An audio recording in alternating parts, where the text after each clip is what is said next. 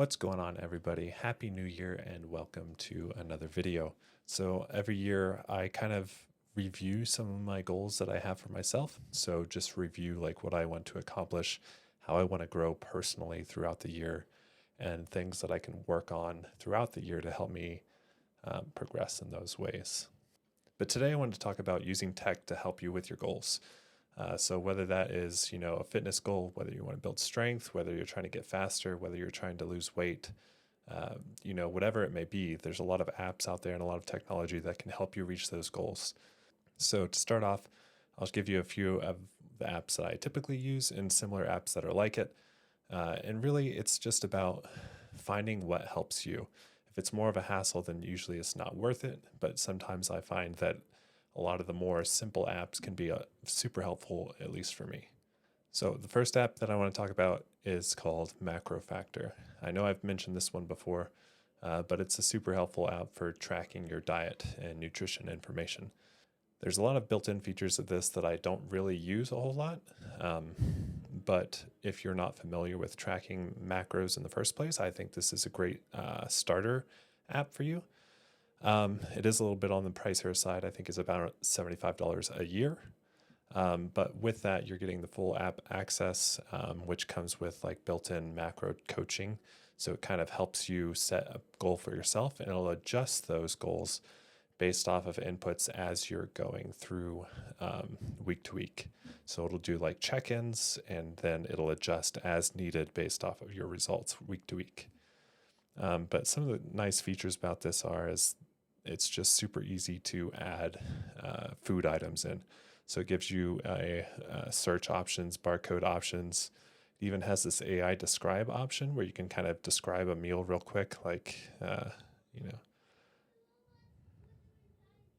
today I had spaghetti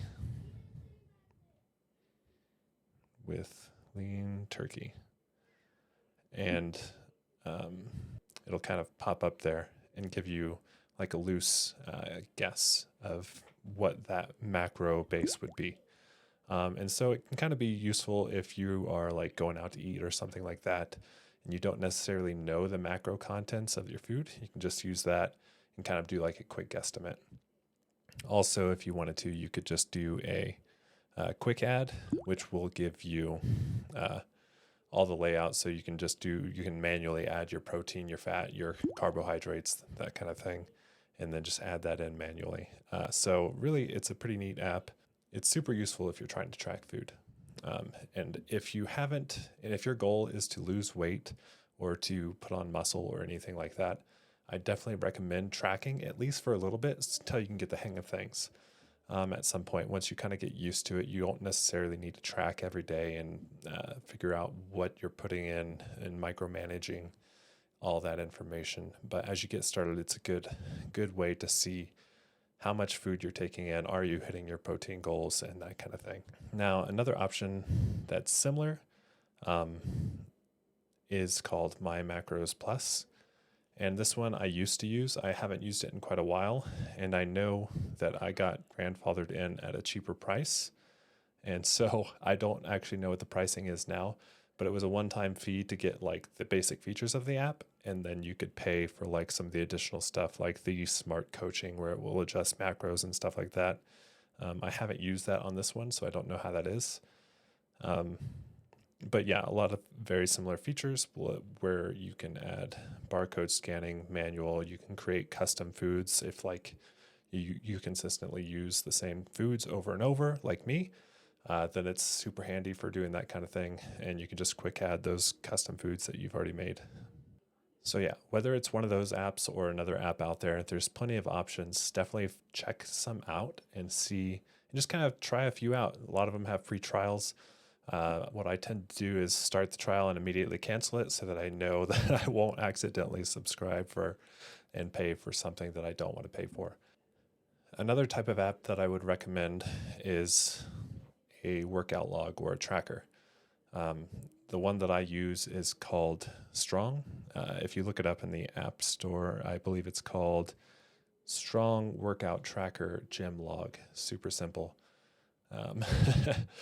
But that's the one I use. Again, I bought this one quite a while ago. It was a one-time fee. I think I paid like $5 or $10 for it. I think it's a lot more now, so I'm not really sure if it's worth the price or not. But with that one, the free version, you can use it. It just will only allow you to create a handful of your own workouts. And maybe that's fine for you. Maybe you can just delete them afterwards and recreate new ones when you want. But I paid for it, got the unlocked version so I can create as many workouts as I want. So basically what this app will allow you to do is go in here. As you can see here, you can create, these are all some of my custom templates that I've built for my current splits. So I can go in there, click on them, and get started on my workout. Now here, it'll show you the previous week or the previous time that you performed this workout. And then it gives you the spot in there to fill in your current lift so that you can see, progression over time and how that's going. So it's a super simple, just log tracker. Definitely a super handy app to have. And I know some people prefer not to pick up their phone while they're at the gym. And so if, using a simple logbook is what works best for you there, go for that too. But I definitely recommend tracking your workouts, tracking your progress so that you can see how you're doing, as well as like lifting is such a mental game. Like maybe you see what you did last week and you're like, oh, you know what? I'm going to do better than that today. And sometimes that's all it takes to perform better on your next lift. And then one more app, not necessarily fitness related or anything like that, that I've been trying to utilize more to help stay focused or stay on target for what I'm trying to, for any of my goals and stuff like that, is a note-taking app. So there's a ton of note-taking apps out there, and so it can definitely be a little bit overwhelming trying to find one that you like with features that you prefer. But one of the apps that I've been trying out lately is called Nebo. And I saw this on somebody else's YouTube video, and they rated it as like their follow-up best note-taking app. But the reason I decided to try this one out is because it's a one-time fee purchase as opposed to a subscription-based note-taking app. So you're not paying recurring fees monthly, yearly, or whatever. It's a one-time fee of $8 and you unlock all the features. So I've been using this to kind of write down goals, as well as keeping track of like ideas for new videos, whether that's short form, long form, tech-based or fitness-based. And I've just kind of got this big mind board going on here. And hopefully this will help keep me on track, and it's good for writing down ideas. So anytime I have an idea that pops in my head, I kind of write it down in there. If you purchase the app and unlock the full version, you're able to use this across multiple devices. So you can sync it to a cloud, whether that's iCloud or I believe it has some other options like Google Drive or something like that. So it's a super useful app. Hopefully this will continue to be helpful for me as I plan out videos in the future. Now, I know some people have asked me about running, like how do I plan out my runs? How do I do that kind of stuff? And honestly, I don't do a whole lot of planning for that. I kind of try to stick to like the 80-20 rule set, if you've heard of that, where like 80% of your runs are like low effort, slower runs, and then 20% are more intense, like you're really pushing yourself on those. And, honestly, I'm probably only running like 3 to 4 times a week right now, maybe even less. I'll do a couple of slow runs and then do a harder, like strenuous run. And occasionally I'll also just follow my Garmin recommendations.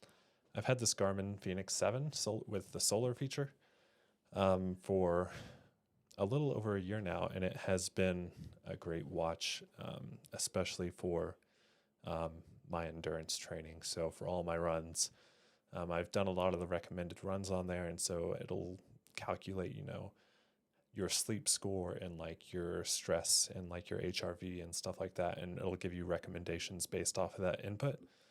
And so a lot of times I'll just follow those recommendations from Garmin. Those are some of the ways that I'm trying to incorporate tech into helping me hit my goals this year and stay on target. Let me know in the comments down below if there are any apps that you enjoy using that help you stay focused or stay on track, whether it's note-based apps, fitness-based apps, or just any other productivity apps that you really enjoy. Thanks for tuning in to another video.